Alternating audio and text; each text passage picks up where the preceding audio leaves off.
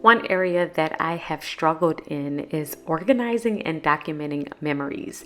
As good as I have been able to plan out my day, for some reason, trying to be consistent with planning out and organizing my memories has been such a challenge. I have tried in the past to keep up with a memory planner, and I have failed because I either would not take enough pictures or I would get busy, and months would pass before I opened up the planner, and then I would feel really guilty about that. So this is something that I definitely wanted to change this year. So I made it a priority in my life to make sure that I would focus in on updating and processing my memories and storing them correctly. So I wanted to walk you through the different things that I have done in my memory planning process that has helped me overall get better with memory planning.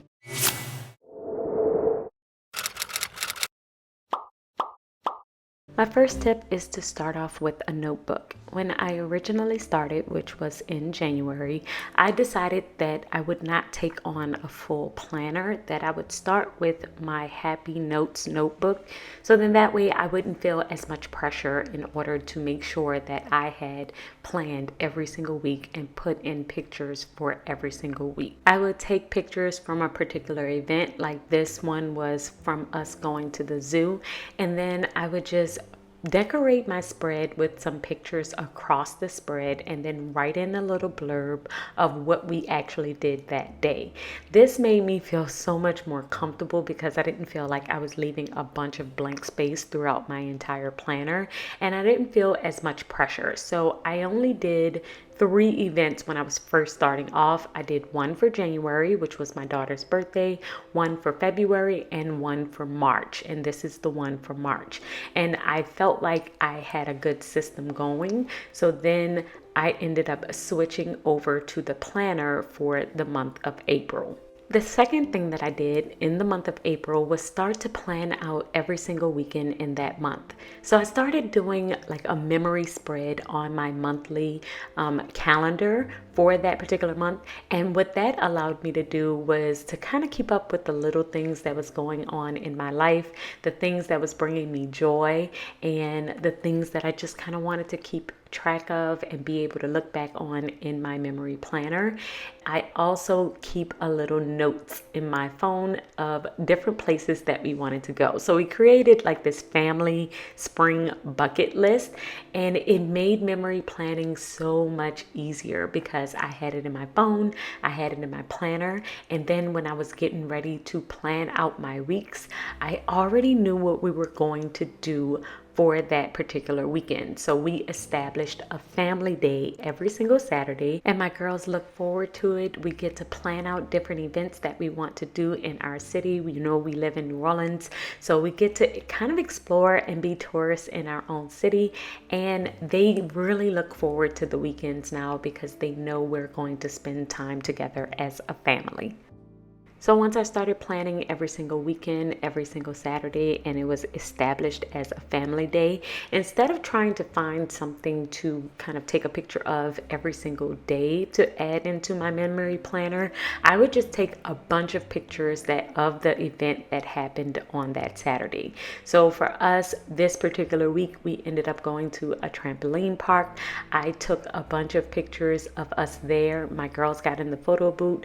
They took some pictures there. And I just decided to decorate this entire spread and focus it in on what we did that Saturday instead of trying to think of something to put on every single day of the week. My next tip is to plan when you are going to plan. So the thing that I did with this planner is I didn't force myself to try and open it every single week. I feel like when I was trying to open it every single week, I would get overwhelmed because I had a bunch of other things on my schedule, and then I just wouldn't open it at all. So what I decided to do instead is pick a day, usually it was toward the end of the month, where I would plan out the entire month. month. So I took pictures throughout the entire month. Every single Saturday, I was taking pictures of all of the different places we were going, how we were spending our family days, and I would keep them all in my phone. And then I would pick one day where I would actually go into my planner and decorate the entire month. This took off so much pressure because I was actually keeping up with my planner. I was adding in all of the pictures that I had, but I wasn't pressed to do this every single week. And it really helped me overall stick with it. My next tip is to not take it too seriously. So I know that I am currently back in my planner. Like I said, for the first 3 months, January, February, and March, I was only using notebook pages. I switched back to the planner in April once I felt like I kind of had a good rhythm going. However, if I do feel like I get too busy or I can't make it work, then I will switch back to notebook paper. And that's okay. I feel like we can't take it too seriously. We just have to go with the flow. If we feel like we're too busy, we'll just find another way to do this. And that's what it's all about. Still have fun. So if you aren't into memory planning, I highly suggest that you try it. Memory planning is one way that you can really show up for yourself and your overall mental health.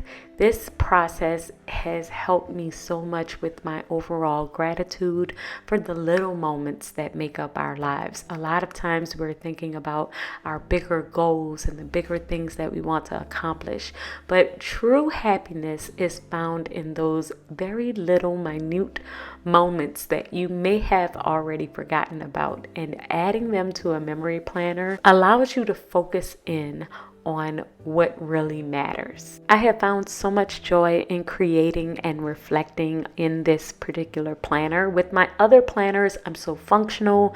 I'm thinking about what's coming up next. I'm always thinking about, how I'm going to structure my day. But this has challenged me to show up for myself and to make time for this process, to make time for reflecting back, for being grateful, for thinking about my family, and to be creative in the same space. So I am really finding a new love for memory planning.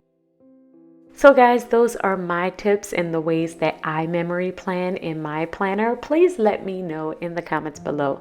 Do you memory plan? Have you struggled with it in the past? Have you always done it? Do you find it easy? Is it your creative outlet like it is mine? I would love to talk to you, and I will see you guys in my next video. Until then, keep organizing your life so that you can achieve your dreams. Bye guys.